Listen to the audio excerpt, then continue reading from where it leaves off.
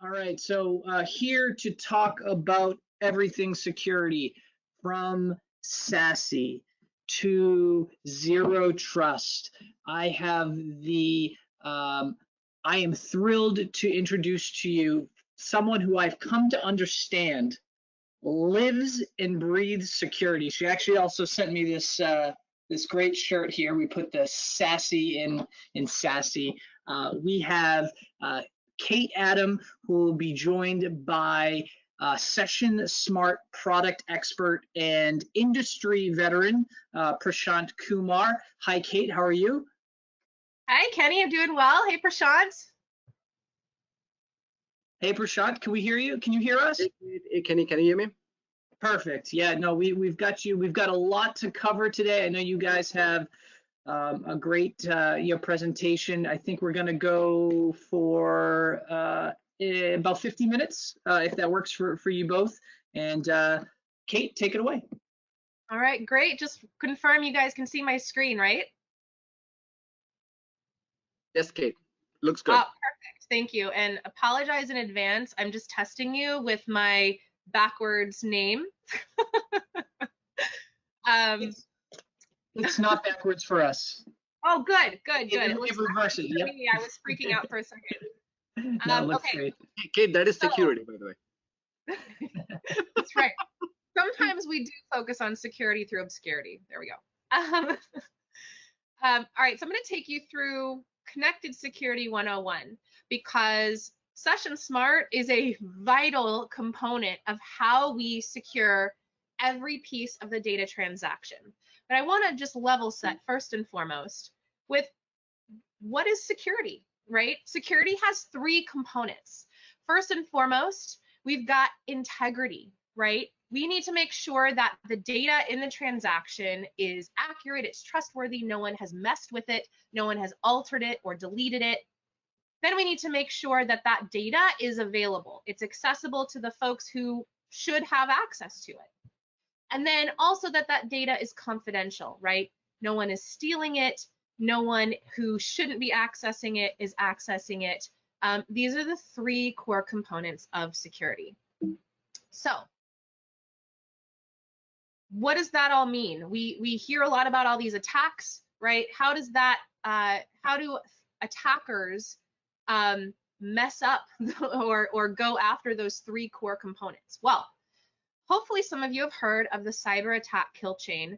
This is a term coined and trademarked, by the way, by Lockheed Martin.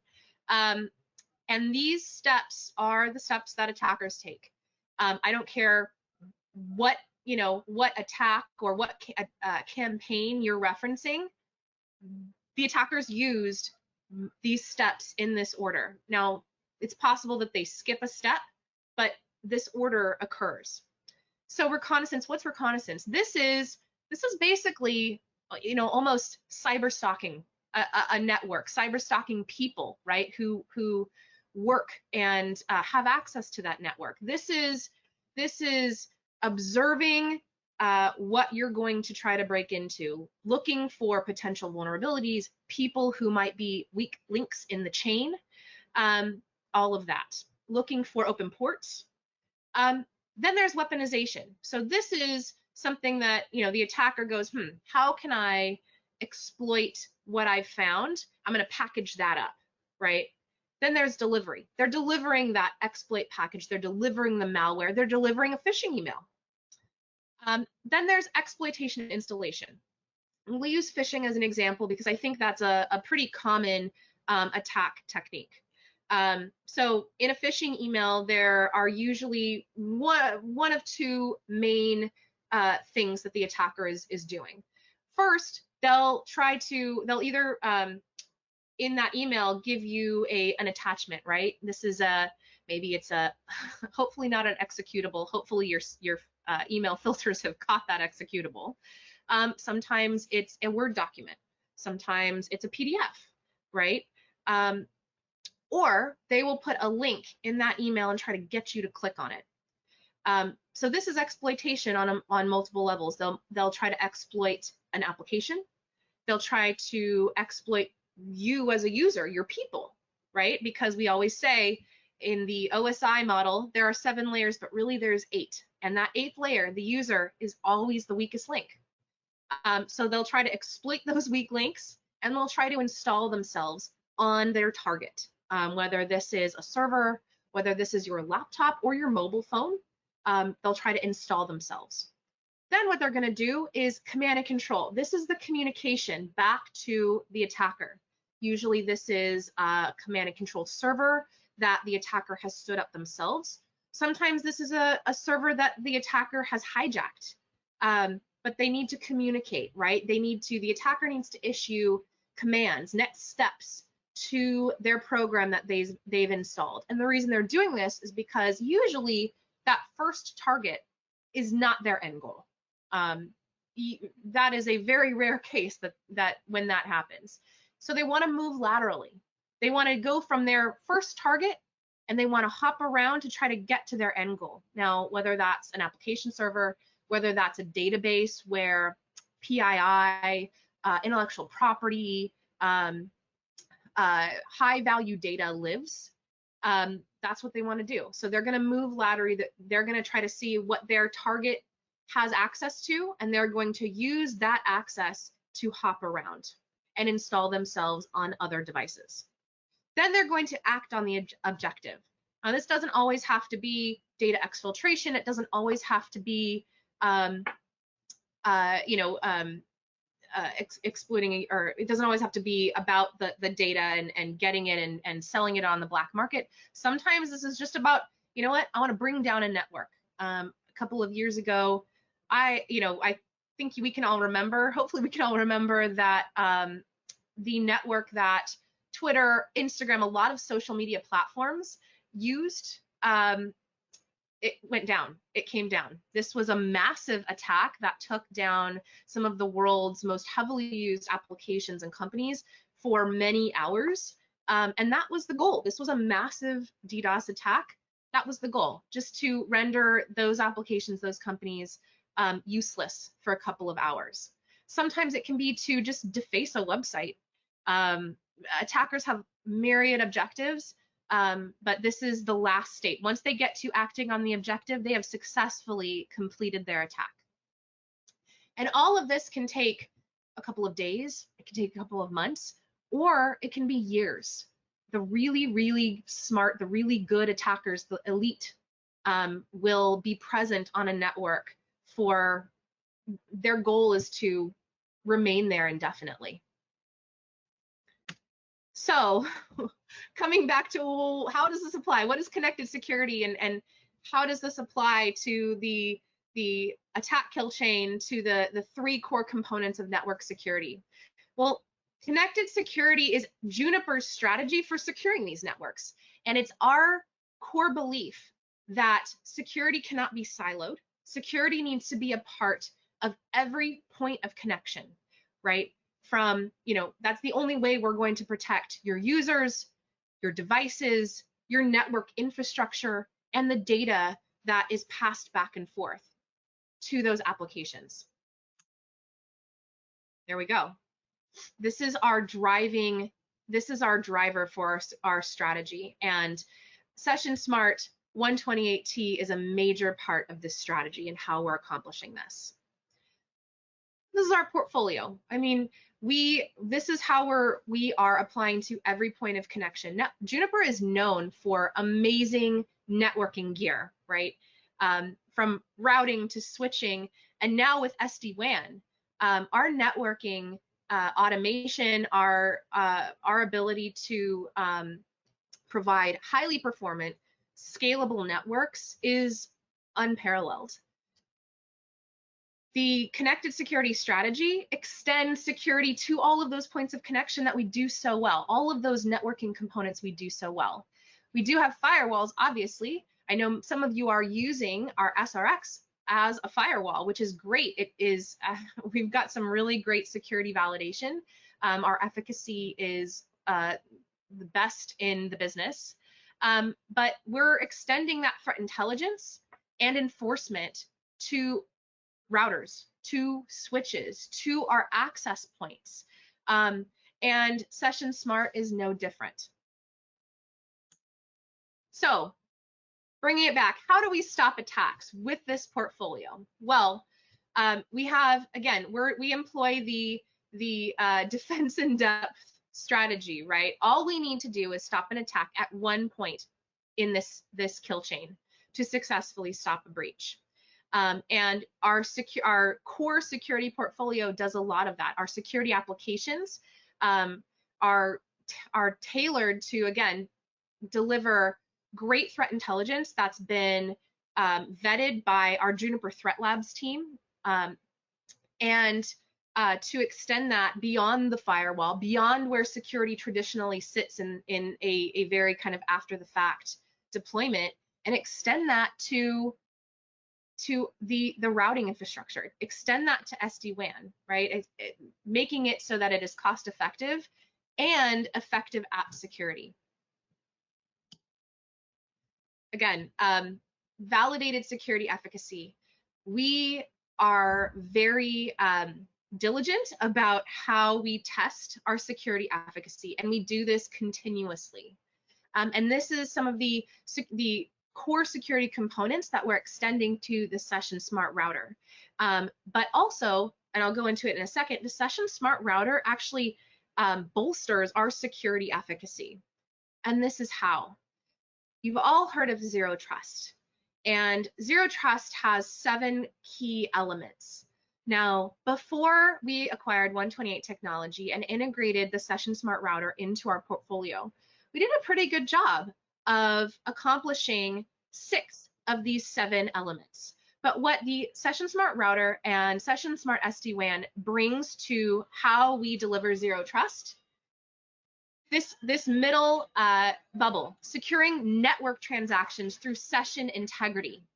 That is a component of Zero Trust that even if you talk to Forrester, who is, they are the ones that came up with the Zero Trust framework, that is the key piece that is really hard to do, because they'll tell you no one owns the internet. Well, not only does Juniper is the network for all of the major service providers around the globe, but now we actually can deliver session integrity, make sure that the data, those sessions, is not tampered with, those sessions are verified, and we can enforce directionality.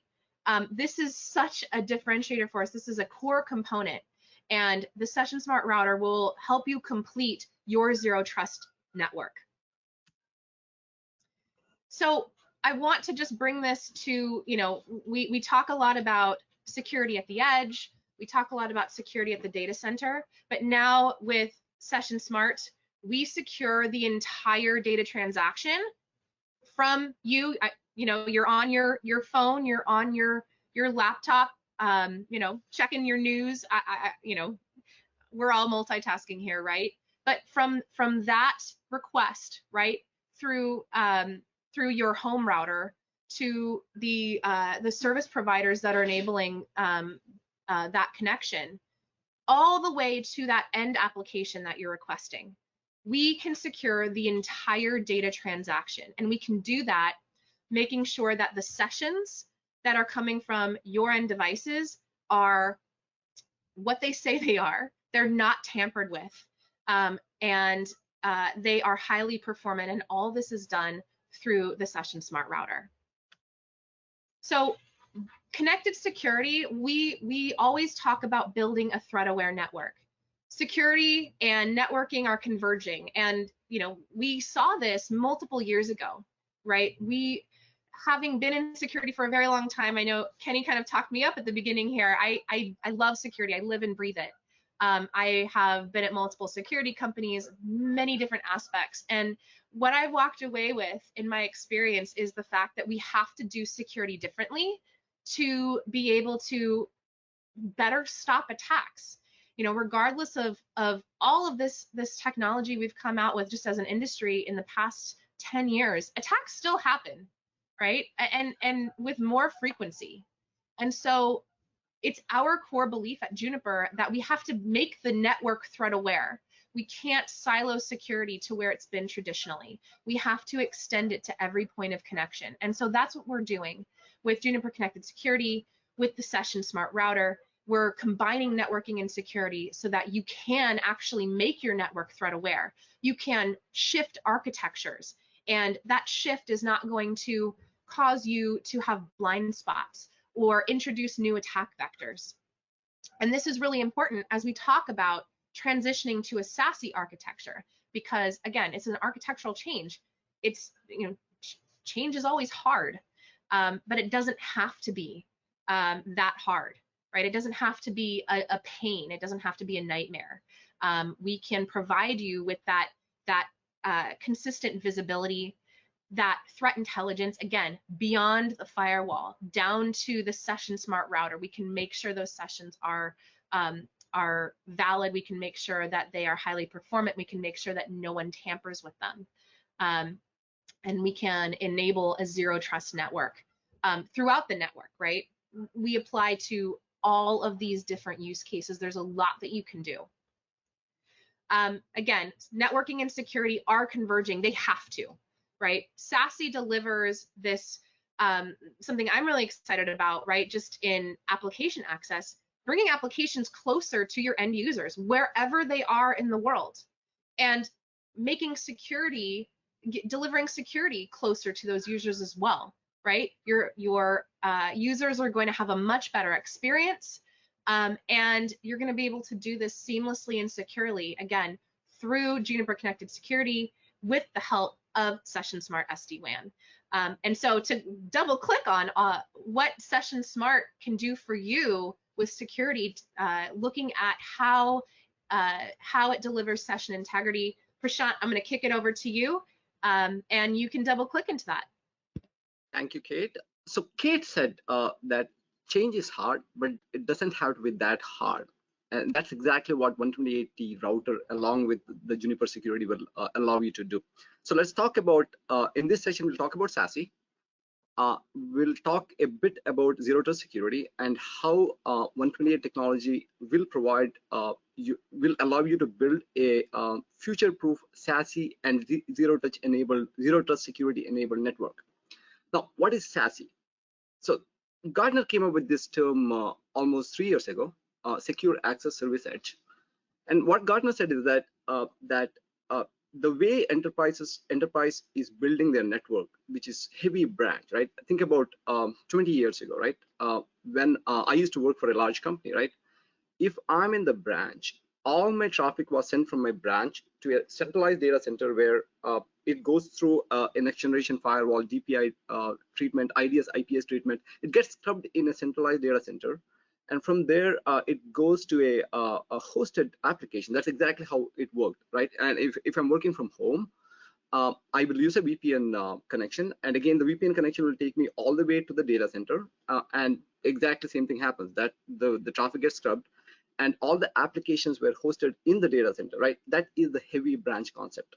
Now, fast forward, 2014 when 128 technology started, right? And when Juniper bought us, we had around 120 employees. We used around 70 SaaS applications at 128 technology. Just with 120 people, right? We used around 70 SaaS applications. Our data center actually had just a lab. That's all. There was one lab, and to access the lab, I used the VPN and went into the lab, right? Eventually, we even moved that to a colo. The point I'm trying to make is that enterprises are moving from heavy branch to a thin branch, where they have, in the thin branch, they have SD-WAN router, providing SD-WAN, providing basic network firewall, enough WAN optimization at the branch, and they have everything on the cloud, either hosted as a SaaS service or hosted on a public cloud, right? That is the model everyone is going with. That's exactly what Gartner is talking about, SASE, convergence of security and network in the cloud. And that's exactly what Juniper's focus is as well. So let's talk about how do we actually do this, right? So if you think about SASE, right, I look at SASE from 4 different angles. So the first one is SD-WAN baked security. Second one is multi-tenanted cloud native architecture, distributed policy enforcement, and context-driven routing. These are the 4 different angles of SASE, and we'll talk about each of these angles, right? SD-WAN based security. Now, if you think about a 128T router, right? Everything on a 128T router is based on the data model 128T router supports. And the whole of the data model is built on the concept of authority, tenants, and services. Let's take Juniper as an example, right? And let's assume that Juniper has 3 departments: engineering, marketing, and sales. So on a 128T router, as you have seen from the demos from Reed and Adam, on a 128T router, you'll define Juniper as the authority, and you will define engineering, marketing, and sales as the tenant. And let's assume that engineering accesses 2 services, GitHub and Bitbucket. So you define 2 services, GitHub and Bitbucket, and you specifically specify in the service that the only tenant which can access this service is engineering. So you're defined authority as Juniper. You have defined 3 tenants: engineering, marketing, and sales. And you have defined 2 services, GitHub and Bitbucket, and you specifically mentioned in the service that the only tenant which can access this service is engineering. Now, if you think about a regular router, right? Every router out there has a policy of allow by default. So when a packet comes into your router, Juniper or a Cisco router, right? You look at the forwarding table and you forward the packet to the next hop. Exactly what every router does, right? Unless you define an ACL saying that, okay, if the packet is coming from Prashant, block the packet based on the IP address and port, block the packet. Unless there is an ACL, every packet will be forwarded. And that's exactly the reason why you see all these attacks in the network. Unlike a regular router, 128T router has a policy of deny by default.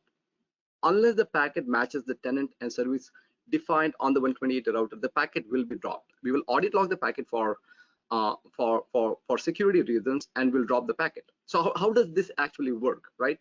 So when a packet comes into a 128T router, the very first thing we do is that we look at the source prefix. One of the criteria is to look at the source prefix. And if the source prefix of the packet does not match the tenant defined on the product, on the 128T router, we're going to drop the packet. Now, in the case of my example, the source prefix has to match engineering, marketing, or sales. If it doesn't match that, we're going to drop the packet. Let's assume that the source prefix matches engineering.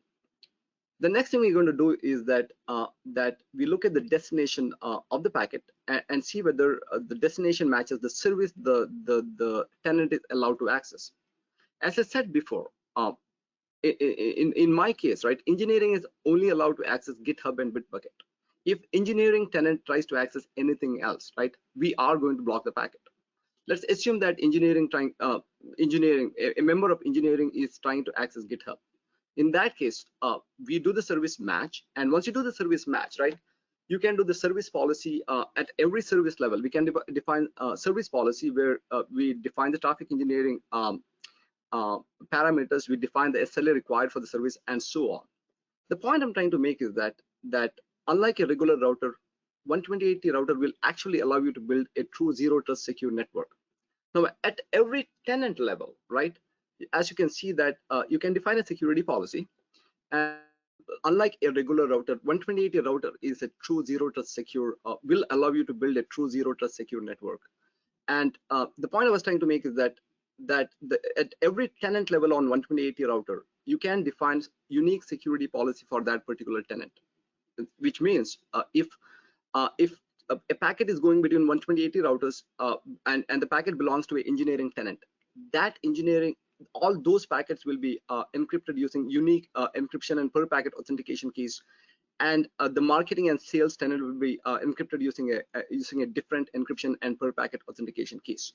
So in this way, right, 128T router will allow you to build a true zero trust secure network.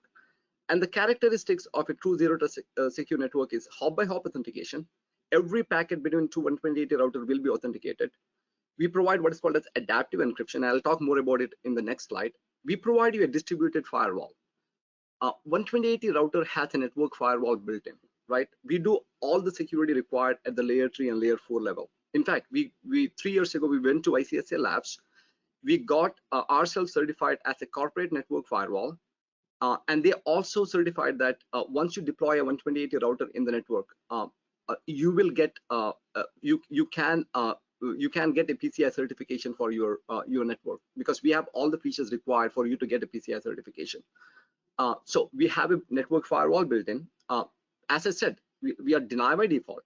that unless you explicitly say that a packet belongs to a tenant or a service, the packet will be dropped. And we are directional in nature, right? And I think Reed mentioned this, right? This is a very important part of a 128T router. Every policy is directional in nature. For example, right, if you're browsing Facebook, there is a session going from your browser to the Facebook server. There is no reason you have a session originating from the Facebook server back to your browser, which means that it's an attack. So 128T keeps track of the direction of the session, thus providing you a true zero trust secure network.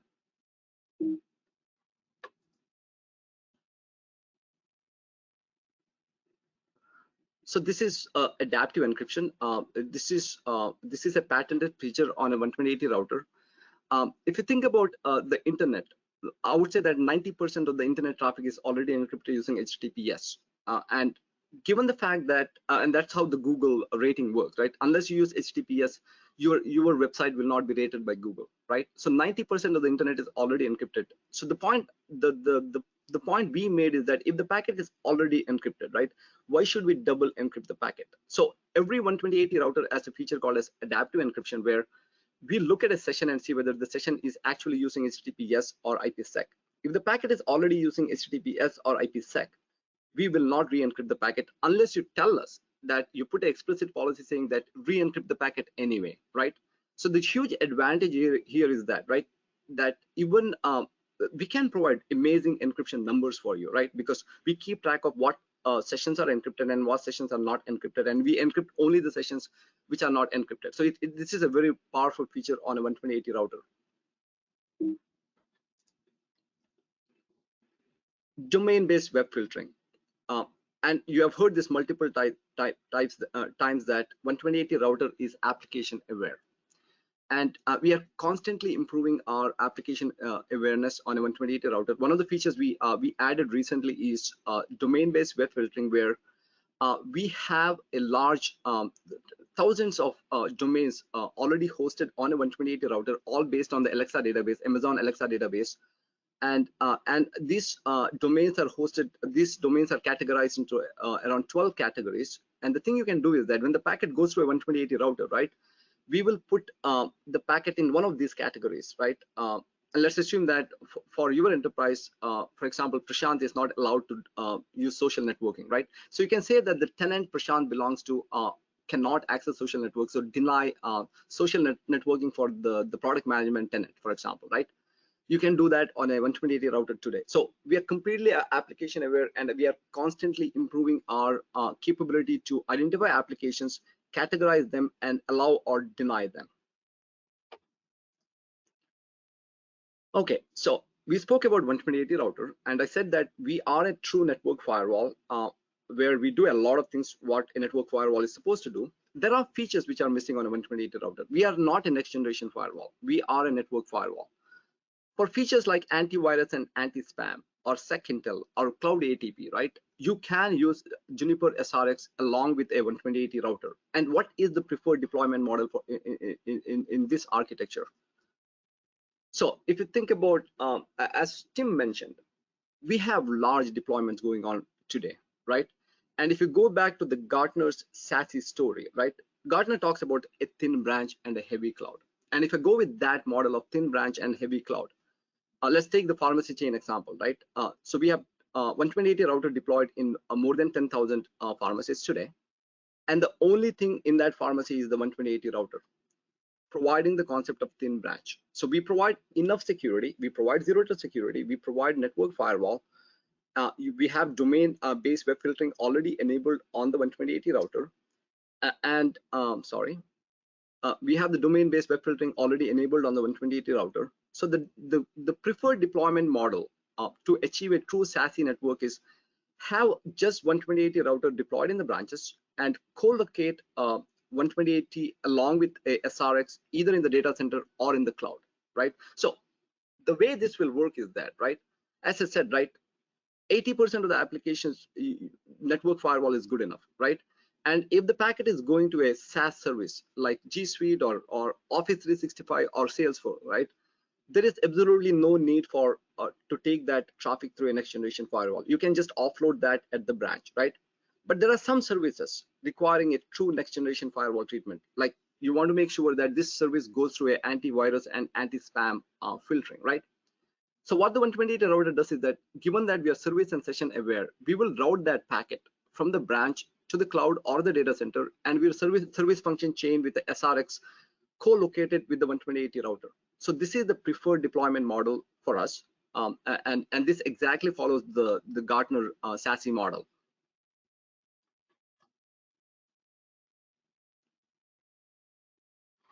Distributed policy enforcement.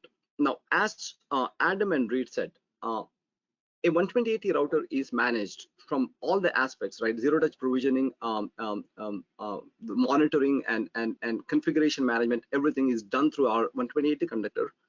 128 conductor can be hosted on a cloud or on a data center, and each 128 conductor can manage up to 1500 128 routers, and will provide a true single pane of glass view of your network, enterprise network. So we provide a distributed policy enforcement, everything controlled from a 128 conductor.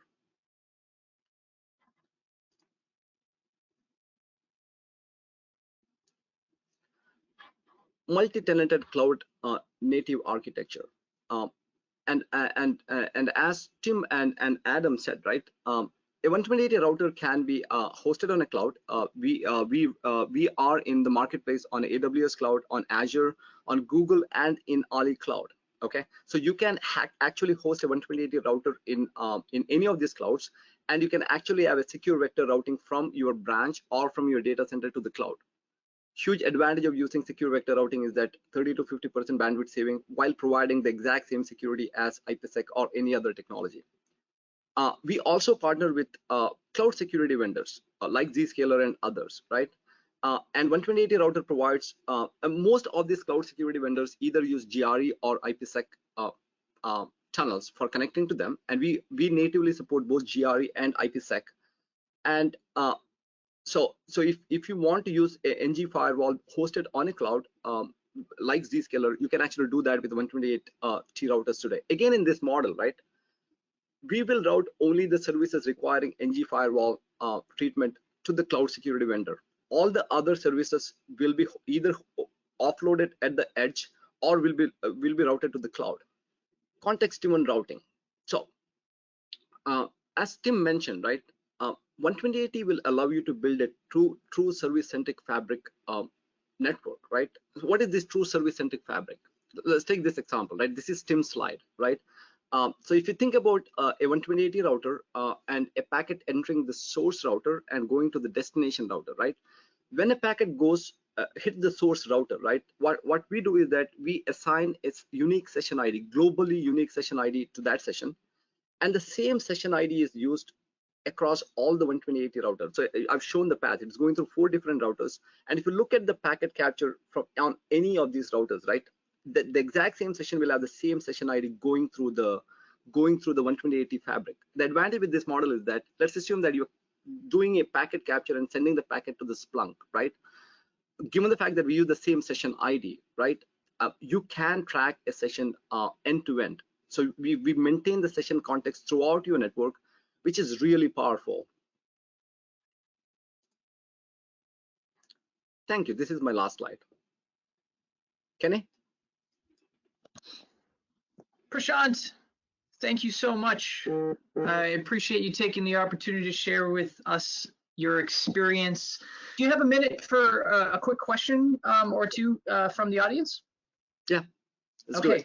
Yeah. Fantastic. So, when it comes to the firewall capabilities of our solution, what's the advantage of using Session Smart Router at a firewall in a distributed environment, meaning one that is we're talking hundreds, if not thousands, of locations? Yeah, very good question, by the way, right? So I'm going to go back to the concept of service-centric fabric. So if you think about the way 128 router works, right? So you have a conductor, and you have the tenants and services, and you are defining the security policy at the tenant level, right? The beauty is that, let's take the pharmacy example, right? and let's assume that you have 10,000 routers, right? And as I said, every conductor can manage up to 1,500 routers, right? The definition of tenant and security is global, right? Every 128 router will have the exact same tenant, exact same service, and will have all the security parameters. You are not going to every router and configuring the security parameters. Everything is controlled at the conductor level. The definition of tenants and services is global. So that's the first advantage, right? The second advantage is that the access policy on a 128 router is defined at the service level, right? And so we call our access policy, ACLs are context specific. You know exactly how why and how you're defining a access policy at the service level, right? And when you're defining an access policy, you're defining access policy not as IP address and port. You can do that, but another way of doing it that you're actually specifying the name. You can say that in the service, I'll go back to engineering tenant, right? And if I go back to GitHub as the service, right? You go to the GitHub service and you're putting an access policy saying that engineering allow. That's what you're doing, right? And that engineering allow is it's words, it's English, right? It's not IP address and port. And the same access policy goes to all the 1,500 routers managed by the conductor, right? So that is the beauty, right? So if the packet, when the packet goes through, the same access policy, the same layer 3, layer 4 security gets applied throughout the network. That is the service-centric fabric concept. And the other question I see here, and thank you very, very much for that, is regarding adaptive encryption. Is that something that's available today? And as far as you know, are any other customers, do they have that capability? Yeah, so we have adaptive encryption from last 4 years. And most of our customers use this capability. It's very powerful. Think about it, right? If you have a 1 gig link, right? And if you're double encrypting, you're getting like 100 meg throughput, by the way, right? Because when you encrypt, it's very, very expensive. With 128 router, with 90% of the internet traffic already encrypted, you can actually double or triple that throughput, encryption throughput, with a 128 router and adaptive encryption. As I said, it's supported from last 4 years. Excellent. Yeah, I think maybe the question just is, that seems like such an idealistic feature. It's I think as Tim was saying, is it theoretical? Like, no, it's not theoretical. We're actively doing it today, and it's one of the things that sets us apart in terms of delivering optimal performance for your customers, regardless of their internal or external customers. It's all about delivering the best possible experience, for them. Yep. Well, Prashant, thank you very much for going through this today. Fantastic.